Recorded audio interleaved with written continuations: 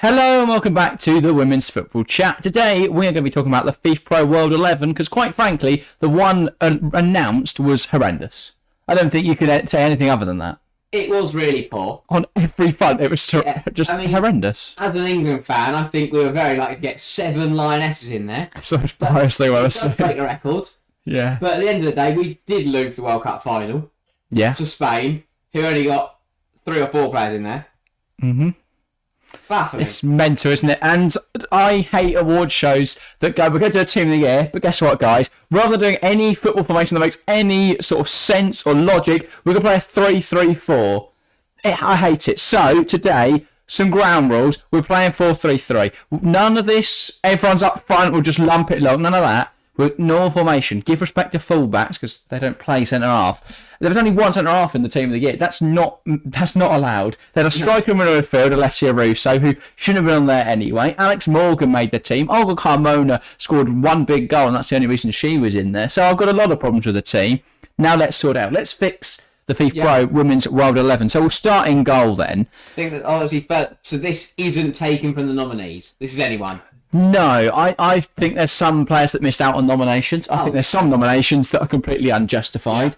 I also think there's some players who are very harsh to miss out on both the FIFPRO World 11 and my team. I think there's just so many good players, it's difficult to say, especially with strikers. But we're not going to have 4 strikers, so that's unlucky for them.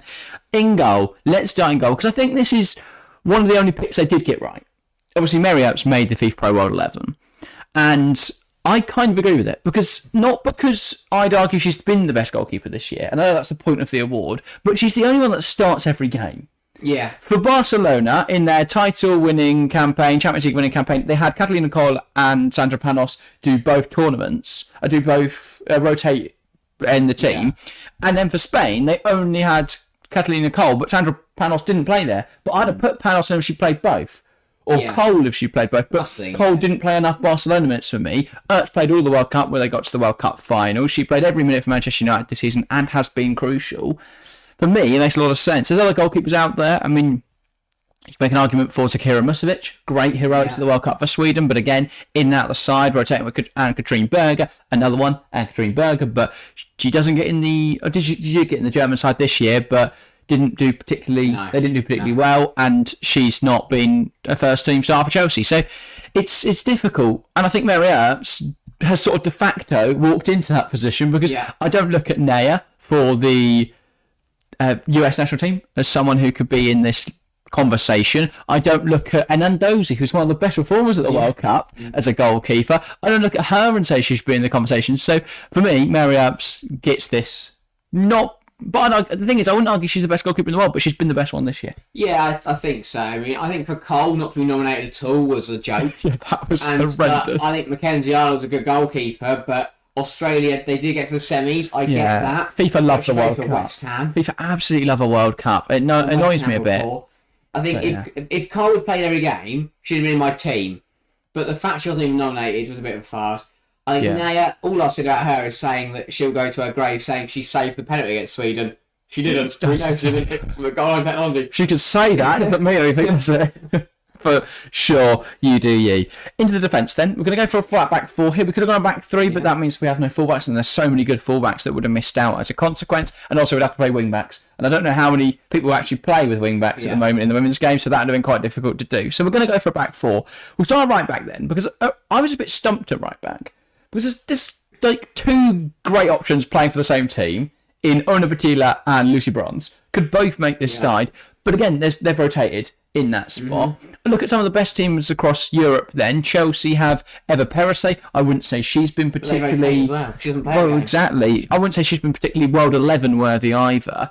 Trying to think of national sides, but again, the same players crop up with Lucy Bronze for England. So it's quite difficult. I don't think this right back position is very strong. Lucy Bronze, though, I would argue, is the correct call. She was in the FIFPRO World 11 anyway, so far, 2 from 2, I think Lucy Bronze is probably our right back as well. You got anyone else to throw out there? I mean, I'll tell you what, I don't actually know how well her season went, but I can't remember hearing much about Ellie Carpenter last year. At Lyon? No, I mean, she's a very good fullback, but didn't have... Who did she play for? No, sorry, which national team? It's US, right? Yeah. And they did terrible at the World Cup, so that's the problem. She US or I cannot remember.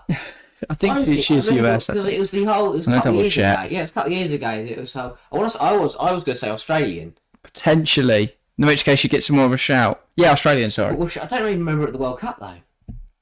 Let's have a look. That's She just a did. really weird thing. Yeah, she played all the World Cup games. But but judging by ratings, she didn't have a particularly fascinating World Cup. Yeah, I think Bronze walks into it again. Really. Yeah, it's difficult. I think right back isn't a very great position in terms of quality this year, because a lot of right backs are either not particularly outstanding, which is odd because there's so many left backs I could nominate from this. This is why I got to play back three, because the centre halves, I mean, there's quality for days. Yeah, there is, but again, I don't know. Anyway, and they only put one in the FIFA World 11. Let's look at some centre halves then. I will just say as well, the FIFA World 11 this year was the first time in history Wendy Renard's not been in the team. And I love that statistic. Robbed her. So we're going to put her in now. Hashtag Renard robbed.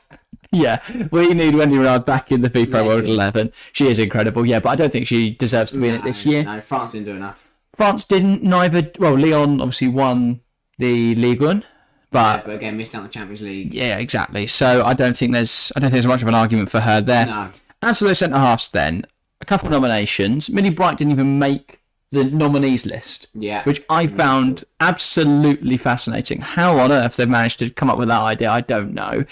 Alex Greenwood made the team, and she is a shout here, but again, I don't really know how I get she obviously World Cup finalist. I know they lost that game, but still World Cup finalist. City did nothing. With England. City didn't win anything. No. So how on earth was she in the team? Yeah. Like, sure, she's a great player, but did she have a significant enough individual effort to counteract so many other players? Personally, I would put Naomi Girma ahead of her. I know she didn't have a particularly good World Cup, but Houston Dash won the MLS. No, not Houston Dash. Who she play for? I forget. San Diego Wave, I believe she plays for, and I think they either won or got to the final. My NWSL knowledge is not as good as it should be, but yeah, Naomi Girma is a very good player, just 23 as well. I think she had a really good season. Whether or not she makes this 11 or not, we'll decide in a few moments. Obviously, the Barcelona back two of Paredes and Lyon are definitely both options. They got nominated by FIFA, but we both know why they weren't. We all know why they weren't in the 11 because they didn't play the World Cup. World Cup, and that's the big problem. Vanessa Gilles as well could have been an option if she didn't play the World Cup. Like, that completely tainted my opinion of her, because she didn't have a particularly good World Cup. But no, she had a shocking World Cup. Canada were terrible. But yeah, I find it very difficult here. That's the other thing. She wasn't nominated, but Ashley Lawrence was nominated as well. And I thought, you're based on the World Cup. Well, I guess Lyon, obviously. But she hasn't started for Chelsea for the second half of the year, and Canada were awful at the World Cup. No, exactly. And I was thinking like Leah Williamson probably would have been in here, but she picked up her injury. I was thinking you can't really put Stephanie van der Graat in here as much as we'd love to, or Dominique Janssen was another one I looked at, because the Dutch centre-half played for Wolfsburg. They came second in the Frauen Bundesliga and are currently top of the league. So I feel like there's a lot of players who got into the actual 11 who didn't win anything this year. No, I don't think Alex Greenwood deserves to be there. No. Personally, my back two would probably be Maria Lyon and either Girma or Bright. I don't think you can put both. I don't think you can put both Barca and Arse in there. That's boring. I just don't think you can do that. So I'd probably go Bright and Lyon. Yeah, fair enough. I think that would be the fairest back two partnership. At left back, then, this was one of the most difficult positions, I think. So they put someone in the FIFPRO World 11 who we've already mentioned in this video, Olga Carmona. Potentially one of the worst picks in there. Carmona is an okay left back, but without that goal in the World Cup, her stock would be so much lower than it is. She's got a good goal in the World Cup final. Fair play. Big moment for them. Big moment for Spain. But other than that, what have we seen from her? She takes pen to Real Madrid, so her goal stats are inflated. And Real aren't particularly good either. They're nowhere near Barcelona. So I don't really know how there can even be an argument for her being in the team. Yeah, and I mean, obviously there's a bit of pettiness in there from an English point of view. But yeah, no, you can't. Again, didn't win anything at club level. I know the World Cup's massive, and she scored the World Cup winning goal. But that's what I'm saying. That's what you're saying. She is living off that. She's on that one moment of success. I mean, there's so many world-class left-backs out there. Yeah. So many very, very good left-backs. I don't think Olga Carmona even gets top 5 left-backs, top 10 left-backs for this year, potentially. Because I would probably put Leila Ouahabi ahead of her, Niamh Charles ahead of her, Fridolina Rolfo, Selma Baca. So there's definitely players that get in over her. But who are we going to put in this list then? Because I mentioned some names there. I don't think Niamh Charles has been good enough over the year. She had a very good start to this season. Don't think she's been good enough over the year. Didn't even play it at the World Cup. Didn't start, which is baffling. We put a striker at left back instead of New Charles, but hopefully Charles gets there it is in the team when we play Euro 2025. So other left back options then. For me, there's two clear options here: Fridolina Rolfo or Salma Baka. Who would you suggest out of the two? My thing with Rolfo is that she plays a higher role for Sweden, so could we put her on the left wing? Though there is a lot of competition there, so it's difficult to say. I like Rolfo. I think very good player, very good season. But as you say, she's nominated midfielder. I'd probably put her higher up. Well, she starts left back more often than not for Barcelona, and for me, she is the best left back in the world. Probably. Yeah. Then obviously for Sweden, she plays on the left wing where she's very strong. But it's similar to Esme Bruggs. Esme Bruggs has played up front for Barca this season, but she plays at wing back for the Netherlands. Yeah. I don't think she gets anywhere near this team, unfortunately. She's a very good young player, and she will be here one day, but not this year. So left back, for me, it'd be Fridolina Rolfo if we're not going to put Rolfo higher. So we got Rolfo higher? Well, we could make our left wing decision at the same time. The problem is left wing is very stacked. Mariona Caldente, Lauren James. We put Rolfo left back. Yeah? Yeah. You got someone at left wing you want to put in? No. But if it's stacked... No, not now, but I know that if it's stacked, we're going to get there. We can always edit later. So for now, Fridolina Rolfo left back, but we've got the option to bring in Selma Baka if we decide to put Rolfo left wing. Yeah. All right, midfield 3 then. First, I think it's important to talk about the one that FIFPRO did. What? They had Kira Walsh, who, fair enough. Aitana Bonmati, fair enough. Alessia Russo. I cannot name one game this season where Russo played middle of the field. How did she get in there?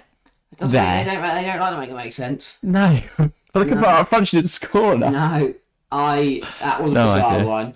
However, I think there's one player in their midfield 3 who does get in. First name on any best 11. Yep. Aitana Bonmati. Yeah. She is the best player of the year. She won that award as well on the night. She is the Ballon d'Or winner. Deservedly so. She's incredible. And, she was the key behind Barcelona's success without Alexia Putellas. I saw people complain that Putellas isn't in this 11. She's not played this year. She's been injured. How would she be in this team? She's only played a handful more games than I have. Yeah, she's not. I don't even qualify to play. You're not a woman. No, you're only good at football. But, hang on. But yeah, Putellas unfortunately cannot get in this team. She's not played this year, so that'll be mental. But Aitana Bonmati, nailed. Yeah, best player in the world this year, 100% deserves to be in this team. The other two spots in midfield I think are very interesting, because if we want to have this midfield have some sort of realistic nature, some realism. 3 midfielders. Yeah, but I feel like these defensive midfielders get disrespected. But Kira Walsh didn't make the World 11. So, that's what I'm saying. Kira Walsh is an option. So is Teresa Abelera. Would either of those be names you would suggest? I mean, Erin Cuthbert could be another one that gets close to this team. In the World Cup. No, that's the problem. World Cup is very biased, isn't it? Yeah. There's a lot of World Cup bias. Walsh, but the problem with going Walsh is that my other midfielder would have been Georgia Stanway. Oh, well, that's the thing. Because I think you could also go with the Spanish duo of Patricia Gallardo and Teresa Abelera. So why don't we pick one English player and one Spanish player there? So either Abelero and Stanway, or Walsh and Gallardo. I'd go Stanway and Abelero. Just so we don't have a whole Barcelona team. Yeah. Because both Walsh and Gallardo. But I think Stanway was probably one of England's best players at the World Cup.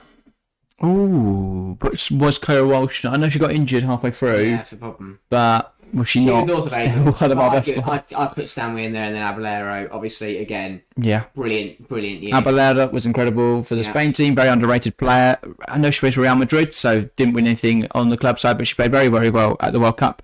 As for Georgia Stanway, I mean, Frauen Bundesliga winner, completely merited in, I think, being in this team. Very harsh on Kira Walsh and Patricia Gallardo because they're both great players. I think actually they suffer from success because we probably would have put them in if we didn't have so many Barcelona players to fit into this attack. So our midfield 3 then is Teresa Abelera, Georgia Stanway, Aitana Bonmati. Yeah. And we get at least an English player in there, so come on, guys. And we've got Millie Brighton and Lucy Bruns and Mary Epps. So we are just as biased. I put 7 in. So unless we go front 3 full of English players. I don't think any English players are getting this front 3 because there's been so much talent across the world this year. Right wing, I have 1 nomination, and the fact she wasn't in the FIFA World 11 is an absolute crime. Because for me, the only one who gets anywhere near this is Caroline Graham Hansen. There's no one else. There's nobody else. Well, today goes to Lauren James. Now, no, not right wing. Did they not? I think they gave left wing to Lauren James. I thought they put James on the right. I can't remember. Let me have a quick look. But yeah. Anyway, any other suggestions? Because for me, she was the best player for Barcelona this year as they won it. She was the only player for Norway that looked any decent at the World Cup. Makes a lot of sense to me for her to be in there. Yeah, no, she was very good. I think the problem is, again, though, Norway didn't have a great World Cup. Yeah. And this is where it comes in. And I think she's a very good player, had a very, very good year, and I understand why she's in the team. But obviously, World Cup has such a big sway. I'm going to put Lauren James on the right, to be fair. And Ella Toon in midfield. I forgot about Ella Toon in midfield. Yeah. And Russo on the left, sorry. Also, Toon was my team after that World Cup. No, her season. Why is she in the team? I don't get it. I really don't get some of these choices. But yeah, on the right, anyone's chance. I would probably say Lauren James. She's more of a left winger, though. She played left wing for... put on the right. Why? I don't know. Fancy it. For me, Caroline Graham-Hansen, one of the best players in the world this year. Only if it weren't for Aitana Bonmatí, she'd probably be one of my shouts for the Ballon d'Or and the best award. Obviously, you could also say Joanna Wrighton-Kaneryd. I think she was really, really good. Yeah, to be fair, Sweden got quite far in the World Cup, and she's been one of the best players in the world. But she doesn't get close to Caroline Graham-Hansen for me. Not one of the best players in the world, sorry. She's been very good, Kaneryd. Yeah. Not quite Hansen level.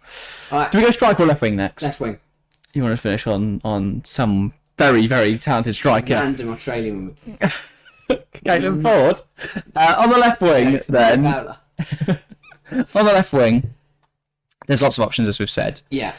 If we're going down the Barcelona route, we've got two options. With Fridolin Arolfo, we could say Sweden, she plays on the left wing, so that makes sense. Or Mariona Caldente.